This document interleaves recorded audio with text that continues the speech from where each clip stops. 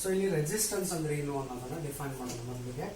So ಹಾಗಾದ್ರೆ resistance ಅಂದ್ರೆ ಏನು? Simply resistance is nothing but it is the opposition offered by the material to the flow of charge. ಯಾವ ಒಂದು material ಅಂತಂದ್ರೆ ಏನು? ವೈರ್. ಸೊ ವೈರ್ ಅಲ್ಲಿ ಯಾವಾಗ ಚಾರ್ಜ್ಗಳು ಫ್ಲೋ ಆಗ್ತವೋ ಅಂತ ಫ್ಲೋ ಆಗೋ ಚಾರ್ಜಸ್ ಗಳಿಗೆ ಒಂದು ಅಪೋಸಿಷನ್ ಕ್ರಿಯೇಟ್ ಆಗುತ್ತೆ. ಆ ಕ್ರಿಯೇಟ್ ಆಗೋ ಒಂದು ಅಪೋಸಿಷನ್ ಗೆ ನಾವೇನಂತೀವಿ? ರೆಸಿಸ್ಟೆನ್ಸ್ ಅಂತ ಹೇಳ್ತೀವಿ. ಹಾಗಾದ್ರೆ ರೆಸಿಸ್ಟೆನ್ಸ್ ಅನ್ನ ಎಲ್ಲಿದೆ? ಇದು simply resistance is present in the material only. ಇದು ಬೇರೆ ಬೇರೆ ಮಟೀರಿಯಲ್ಗೆ ಬೇರೆ ಬೇರೆ ತರ ಇರುತ್ತೆ. ಹಾಗಾದ್ರೆ ರೆಸಿಸ್ಟೆನ್ಸ್ ಎಲ್ಲಿ ಡಿನೋಟ್ ಮಾಡ್ತೀವಿ? It is denoted by the letter called as capital R. ಹಾಗೆ what is this resistance? It is given by R equal to V by I from the Ohm's law. So ಹಂಗಂದ್ಮೇಲೆ R equal to V by R ಆಯ್ತು ಅಂದ್ರೆ what is S bin unit? Simply S bin unit is the R is equal to volt divided the ampere R R. ಇನ್ನೊಂದು S ಐನ್ unit ಏನಂದ್ರೆ ohm.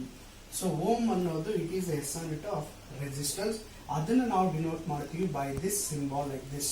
ಏನಿದೆ symbol? Symbol ನೋಡೋದ್ರಲ್ಲಿ ನಿಮ್ಗೆ ನೆನಪಾಗಬೇಕು, ಕುದುರೆ ಲಾಳ ನೆನಪೈತಲ್ಲ. So ಆ ಕುದುರೆ ಲಾಳ ತರನೇ ಇರುತ್ತೆ. ಓಕೆ. ಸೊ ಹಾಗಾದ್ಮೇಲೆ ಈ ಒಂದು ರೆಸಿಸ್ಟೆನ್ಸ್ ಅನ್ನ ಸರ್ಕ್ಯೂಟ್ ಸಿಂಬಾಲಿಕಲಿ ನಾವು ಡಿನೋಟ್ ಮಾಡ್ತೀವಿ like this. This is the circuit symbol or circuit diagram of resistance. ಈ ರೆಸಿಸ್ಟೆನ್ಸ್ ಜಿಗ್ಜಾಗ್ ಕರ್ವ್ ತೋರಿಸುತ್ತೆ. There is opposition to the flow of this current ಅನ್ನೋದನ್ನ. ಓಕೆ. ಹಾಗಾದ್ರೆ ಈ ರೆಸಿಸ್ಟೆನ್ಸ್ ಯಾವ್ಯಾವ ಫ್ಯಾಕ್ಟರ್ ಮೇಲೆ ಡಿಪೆಂಡ್ ಇರುತ್ತೆ? ಆ ಫ್ಯಾಕ್ಟರ್ ಡಿಪೆಂಡೆನ್ಸ್ ನಾವೇನ್ ಹೇಳ್ತೀವಿ? It depends on the dimensions. ಹಾಗೆ ಡೈಮೆನ್ಷನ್ಸ್ ಅಂದ್ರೆ ಏನು ನಮಗೆ ಮೊದಲಿಗೆ ಗೊತ್ತಿರಬೇಕು. ಡೈಮೆನ್ಷನ್ಸ್ ಅಂದ್ರೆ ಇಷ್ಟೇ, it is nothing but length, area and volume etcetera like that. ಇಲ್ಲಿ ನಿಮಗೆ ಇರೋದೇನಪ್ಪಾ ಅಂದ್ರೆ ಲೆಂತ್ ಮತ್ತೆ ಏರಿಯಾ ಮೇಲೆ ರೆಸಿಸ್ಟೆನ್ಸ್ ಹೆಂಗ್ ಡಿಪೆಂಡ್ ಇರುತ್ತೆ ಅಂತ. So here by this we conclude that resistance is always directly proportional to length. ಯಾವಾಗಲೂ ಲೆಂತ್ಗೆ ಅದು ರೆಸಿಸ್ಟೆನ್ಸ್ ಪ್ರಪೋರ್ಷನಲ್ ಇರುತ್ತೆ. ಹೆಂಗೆ? Directly. And resistance is inversely proportional to area. ಆ ಒಂದು ಏರಿಯಾಗೆ it is inversely proportional. Inversely ಅಂದ್ರೆ ಏನು? 1 divided by A. By comparing both the equations, we finally got R is proportional to L by A. However, what is this rho? What is this proportional? Proportional is nothing but we want to replace by its constant. Therefore, ಇದನ್ನ replace ಮಾಡಿದಾಗ ನಮಗೆ constant ಸಿಗುತ್ತೆ as a rho. Therefore, R is equal to rho into L divided by A is the equation for resistance depends on its dimension. So ಹಂಗಂದ್ಮೇಲೆ R is equal to rho into L divided by A ಅಂತ ಹೇಳಿದ್ವಿ. ಇಲ್ಲಿ ಒಂದು constant ಹೇಳಿದೆ. This constant quantity rho is called as resistivity ಅಂತ ಹೇಳ್ತೀವಿ. ಅದಕ್ಕೆ resistivity ಅಂತ ಹೇಳ್ತೀವಿ. ಹಾಗೆ ವಾಟ್ ಈಸ್ ದಿಸ್ ರೆಸಿಸ್ಟಿವಿಟಿ? ಈ ಇಕ್ವೇಶನ್ ಇಂದ ರಿಕವರ್ ಮಾಡಿದಾಗ rho can be rho is equal to R into A divided by L. Therefore, rho is equal to R into A by L is the equation for resistivity. So, what is the definition of resistivity?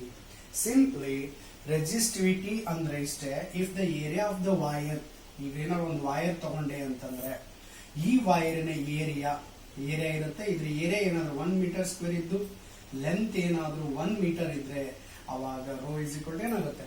R equal ಆಗುತ್ತೆ. What is this? Simply resistance of a resistor is said to be resistivity if the area is 1 meter square and length is 1 meter. Then this is said to be resistivity. Therefore, resistivity anna equation anna ನಾವು ಬರೆದಾಗ ನಮಗೆ ಸಿಕ್ತು rho equal to R into A by L. What is the S on it? S on it is nothing but let us substitute. Rho is equal to R ಅಂದ್ರೆ ಏನು? resistance. S on it ಏನಿರುತ್ತೆ? ohm. ಅಂದ್ರೆ what is A? A ಅಂದ್ರೆ length, area ಅಂದ್ರೆ ಎಸ್ ಅನ್ ಏನು? Metre square. ಹಾಗಾದ್ರೆ ಲೆಂತ್ ಇಂದ ಏನು? Metre. So metre square 1 metre ಹೋಯ್ತು ಅಂದ್ರೆ what is the rho? Ohm metre. Therefore, rho is S unit of rho is nothing but ohm meter is the S unit of resistivity. ಹಾಗಾದ್ರೆ ಇಂಥ resistivity decide ಮಾಡುತ್ತೆ ಏನನ್ನ ಅಂತಂದ್ರೆ ಆ material ಕೆಪಾಸಿಟಿಯನ್ನ. Okay. Remember, resistivity is always directly proportional to temperature. Temperature ಯಾವಾಗಲೂ directly proportional ಇರುತ್ತೆ. If the temperature of the material rises, resistivity also rises. Okay. So ಇದು about resistance depends on its dimension. ಅಂದ್ರೆ ನಮಗೆ ಬೇಕೀಗ combination of resistance. ಏನಿದು combination of resistance ಅಂದ್ರೆ simple ನೆನ್ಪಿಡ್ರಿ. Combination ಅಂತಂದ್ರೆ if the two or more resistors are combined together, ಏನಾದ್ರೂ ಎರಡು ಅಥವಾ ಎರಡಕ್ಕಿಂತ ರೆಸಿಸ್ಟೆನ್ಸ್ ಗಳನ್ನ ಒಂದಕ್ಕೊಂದು ಅಟ್ಯಾಚ್ ಮಾಡಿದ್ರೆ, ಕಂಬೈನ್ ಮಾಡಿದ್ರೆ, ಅವಾಗ ಏನಂತೀವಿ ಅದಕ್ಕೆ ಕಾಂಬಿನೇಷನ್ ಆಫ್ ರೆಸಿಸ್ಟೆನ್ಸ್ ಅಂತೀವಿ. ಈ ಒಂದು ಕಾಂಬಿನೇಷನ್ ಆಫ್ ರೆಸಿಸ್ಟೆನ್ಸ್ ಅಲ್ಲಿ there are two types. One is series combination, second one is parallel combination. ಹಾಗೆ ಸಿರೀಸ್ ಕಾಂಬಿನೇಷನ್ ಅಂದ್ರೆ ಏನು, ನಮಗ್ ಬೇಕು ಇಲ್ಲಿ ಸಿರೀಸ್ ಕಾಂಬಿನೇಷನ್ ಅಂದ್ರೆ ಏನು ಅಂತ. ಆ ಸಿರೀಸ್ ಕಾಂಬಿನೇಷನ್ ಅಲ್ಲಿ ಟೋಟಲ್ ರೆಸಿಸ್ಟೆನ್ಸ್ ಎಷ್ಟು ಇರುತ್ತೆ ಅನ್ನೋದನ್ನ ಎಕ್ಸಾಮ್ ಅಲ್ಲಿ 3 marks ಗೆ ಡಿರೈವೇಶನ್ ಕೇಳ್ತಾರೆ. Very important, remember. ಹಾಗಾದ್ರೆ ಏನಿದು, let us consider 2 or more resistors. Let us say R1, R2, R3 are the 3 resistors which are connected end to end. If the 2 or more resistors, ಎರಡು ಅಥವಾ ಎರಡಕ್ಕಿಂತ ಹೆಚ್ಚು resistance ಗಳನ್ನ ಅದರ ಒಂದು ಎಂಡಿಂದ ಇನ್ನೊಂದು ಎಂಡಿಗೆ, ಇನ್ನೊಂದು ಎಂಡಿಂದ ಇನ್ನೊಂದು ಎಂಡಿಗೆ ಕನೆಕ್ಟ್ ಮಾಡಿದ್ರೆ ಅದಕ್ಕೆ ಏನಂತೀವಿ, ಸಿರೀಸ್ ಕಾಂಬಿನೇಷನ್ ಅಂತೀವಿ. ಇಂಥ ಕಾಂಬಿನೇಷನ್ ಬಂದಾಗ ಆ ಸಿರೀಸ್ ಕಾಂಬಿನೇಷನ್ ಗೆ ಎಕ್ಸ್ಟರ್ನಲ್ ವೋಲ್ಟೇಜ್ ಅಪ್ಲೈ ಮಾಡಬೇಕು. ಆ ಎಕ್ಸ್ಟರ್ನಲ್ ವೋಲ್ಟೇಜ್ ಅನ್ನ ನಾವು ಅಪ್ಲೈ ಮಾಡ್ತೀವಿ by using a battery. So ಹಾಗಾದ್ಮೇಲೆ let us consider, now will derive this equation, important.